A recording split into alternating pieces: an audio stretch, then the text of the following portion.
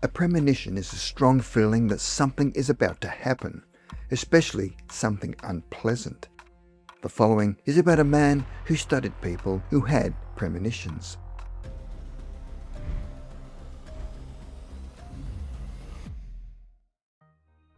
In 1966, John Barker, 42, was a psychiatrist working in a British psychiatric hospital where he established the Premonitions Bureau. The Bureau would fund a network of hundreds of correspondents, from bank clerks to ballet teachers. Among them were two extremely gifted percipients. Together, the pair predicted plane crashes, assassinations, and international incidents with amazing accuracy. The two percipients were Kathleen Lorna Middleton and Alan Hencher. Lorna, 51, was a ballet teacher in the 1960s who lived in the North London suburb of Edmonton, and Alan Hencher, 44, lived with his parents in a council house in Dagenham in Essex, London. In 1949, when he was 26, he suffered a head injury in a car accident and was unconscious for 4 days. His precognitive ability began soon after.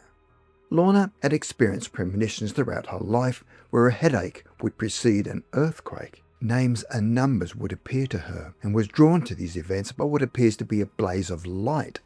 Lorna was never unduly bothered by her sensations and visions and would occasionally complain about all the information reaching her and would just turn it off if she was too busy. At about 4 a.m. on October the 21st, 1966, Lorna had a powerful feeling of foreboding. She awoke choking and gasping and with a sense of the walls caving in. About an hour later, in South Wales, a pile of coal that had been standing on a steep hillside had shifted because of weeks of heavy rain. Then 150,000 tonnes of slurry crashed onto the valley below, overwhelming Pantglas Junior School in the village of Aberfan. Children and staff heard what sounded like a jet plane and then were buried. 144 people, including 116 children, were killed in Aberfan.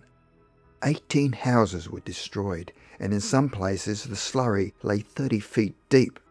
John Barker was among those who reached Aberfan that day, and when he arrived at the scene, victims were still being dug out. The devastation reminded him of the Blitz in London, where he had grown up. In the hours that he spent in Aberfan, Barker was struck by several strange incidents connected with the coal slip. Bereaved families spoke of dreams and portents. On the evening of the disaster, an 8-year-old boy named Paul Davis had drawn massed figures digging in the hillside under the words, "The End." Paul Davis died in the school. Barker also heard the story of Errol May Jones, a 10-year-old girl who had told her mother 2 weeks before the collapse that she was not afraid to die.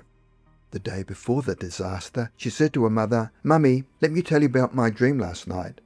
Her mother said, "Darling, I have no time. Tell me again later." The child replied, "No, Mummy, you must listen. I dreamt I went to school and there was no school there. Something black had come down all over it." John Barker was a member of Britain's Society of Psychical Research, founded in 1882 to investigate the paranormal. In a paper for the Society's journal, he wrote that even if people had experienced a credible prophecy of what happened in Aberfan, there was no way to report a warning. Firstly, because their premonitions would probably have appeared too cryptic, and secondly, there was no means to communicate them to the relevant authorities. Given the nature of the disaster, John Barker decided to collect premonitions of Aberfan from across the UK and asked Peter Fairley, the science correspondent of London's Evening Standard, to assist him with his experiment. On October the 28th, 1966, and 1 week after the disaster, Peter Fairley wrote about Barker's appeal in his World of Science column, asking, "Did anyone have a genuine premonition before the coal tip fell on Aberfan? Because a senior British psychiatrist would like to know." At the time, the Evening Standard had a circulation of almost 600,000, which is where Middleton read about it. She then mailed an account of her premonition on November the 1st. Barker received 76 responses to his Aberfan appeal. 2 nights before the disaster, a 63-year-old man from Lancashire had dreamed that he was trying to buy a book. He faced a large machine with buttons, which he thought might be a computer. White letters spelled Aberfan on the screen, a word he had not heard before. In Plymouth, the evening before the coal slide, a woman had a vision at a spiritualist meeting where she was told 6 witnesses that she saw a schoolhouse, a Welsh miner, and an avalanche of coal hurtling down a mountainside towards a buoy. Within minutes of the disaster, 30-year-old film technician from Middlesex jumped up from her chair, complaining of an earthy, decaying smell, which she recognised as that of death. However, Barker was particularly drawn to a group of 7 correspondents, including Kathleen Middleton, whose premonitions were accompanied by physical as well as mental symptoms. Barker considered the existence of a pre-disaster syndrome experienced by a small group of the population. These human seismographs have physical sensations ahead of an important or emotional event, like twins who say they feel each other's pain, even when they are many miles apart. In the weeks after the Aberfan disaster, Barker replied to 60 recipients and travelled to meet some of them. The material he gathered convinced him that precognition was not unusual and speculated that it might be as common as left-handedness. He then attempted to broaden the experiment. In the following weeks, Fowling and Barker asked Charles Wintour, the editor of the Evening Standard, to open a Premonitions Bureau, and for 1 year, readers were invited to send in their dreams and forebodings, which would be compared to actual events. The experiment began on January 4th, 1967, where Fowling devised an 11-point scoring system for the predictions. 5 points for unusualness, 5 points for accuracy, and 1 point for timing. The experiment began around 9 a.m, where Donald Campbell, 46, a speed record breaker, died while attempting to break his own world water speed record on Coniston Water in the Lake District in England. It was on his second run, whilst travelling at about 300 miles per hour, that his bright blue jet-powered boat somersaulted and killed him. Campbell was a superstitious man who did not like the colour green and played solitaire to pass the time. The day before he died, he had turned over the Ace of Spades, followed by the Queen. He told reporters that Mary Queen of Scots had drawn the same cards before her execution in 1587. "I know that one of my family is going to get the chop," he said. "I pray to God it is not me."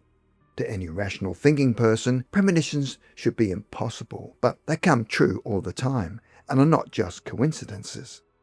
Barker wanted the Premonitions Bureau to be a repository for mass premonitions and become an early warning system linked to a computer where it should be possible to detect patterns which might suggest the nature and possible date, time and place of an impending disaster.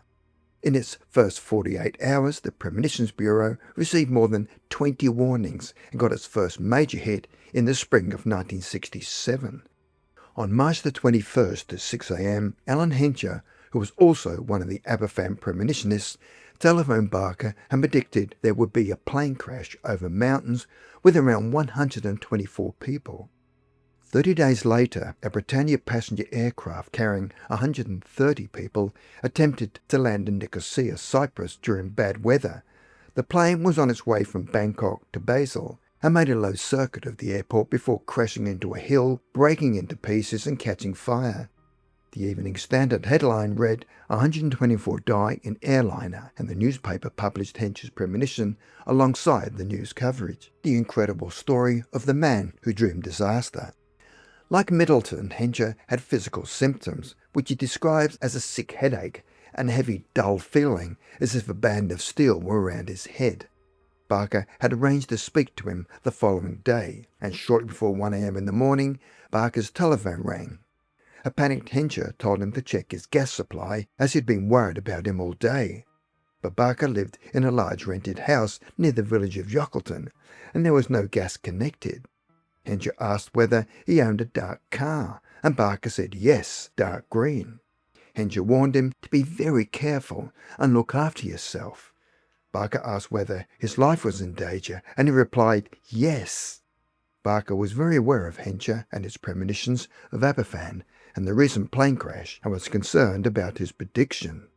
Barker kept a diary to record his reactions to it on a daily basis, and the important thing is for this information to be recorded so that if anything does happen, it should cause some interest and may stimulate others to continue in his important work. He thought it would be remarkable if Anne and Hencher could bring off a psychic hat trick.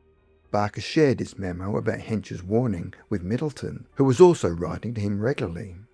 In the Bureau's first few months, Middleton and Hencher were among its most prolific contributors. Middleton foresaw a shipwreck in France, floods in Alaska, and tornadoes in the US. When there was a possible match, Barker congratulated his recipients. On April 23, 1967, Middleton shared a vision of a spaceman terrified and frightened the night before Vladimir Komarov, a Soviet cosmonaut, died on his return to Earth.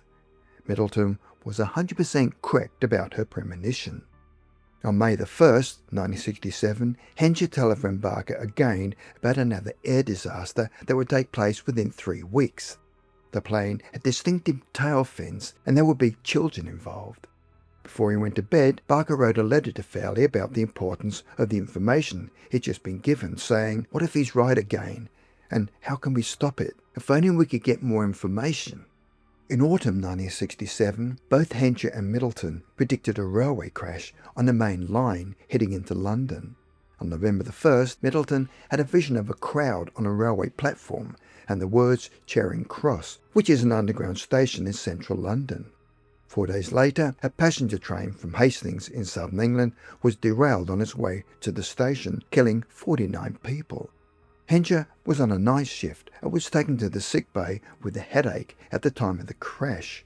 The Evening News had the headline, "The Strange Case of the Two Who Knew," on its front page, and also wrote, "Somehow, while dreaming or awake, they can gate crash the time barrier." In early 1968, Hencher again told Barker that his life was in danger, and in a newspaper interview the following year, Hencher said that he was convinced that the psychiatrist would die soon in Yockleton. On February 7th, Middleton had a vision of Barker in which she saw his head and shoulders on one side and her parents, who were deceased, on the other. The image persisted for a week. She said, "Not wishing to alarm anyone, I merely said that my parents were trying to tell me something and had interrupted this as something concerning Dr. Barker." Early in 1968, Middleton had been worried about Senator Robert Kennedy for months and had sent her first warning to Barker on March the 11th. 4 days later, she again wrote to him saying, "The word assassination continues. I cannot disconnect it from Robert Kennedy." In early June, Middleton became frantic. She called the Premonitions Bureau 3 times on June the 4th. Kennedy was killed shortly after midnight on June the 6th. Barker described it as Middleton's best prediction. In July, she had another dream about her parents, which she interpreted as a warning to Barker. In the dream, she was staying in a boarding house. For a short period, she said we were happy and drinking tea. Then her mother rose and climbed into a black car, pushing Middleton away. She believed the dream indicated the passing of someone close to her. At lunch on Sunday, July the 28th, Middleton wrote to the Premonitions Bureau saying, "This may mean death. All day I have felt it as if in a trance." 18 months after the Premonitions Bureau began, both Middleton and Hencher have received signs that he was about to die. On August the 18th, 1968, Barker suffered a brain hemorrhage at home in Yockleton. He was taken to Copthorne Hospital in Shrewsbury, where he died. He was only 44 years old. On the day the psychiatrist died, Middleton found herself awake in the early hours. She was choking and gasping for breath and called out for help. Unfortunately, when John Barker died, with him went the Premonitions Bureau.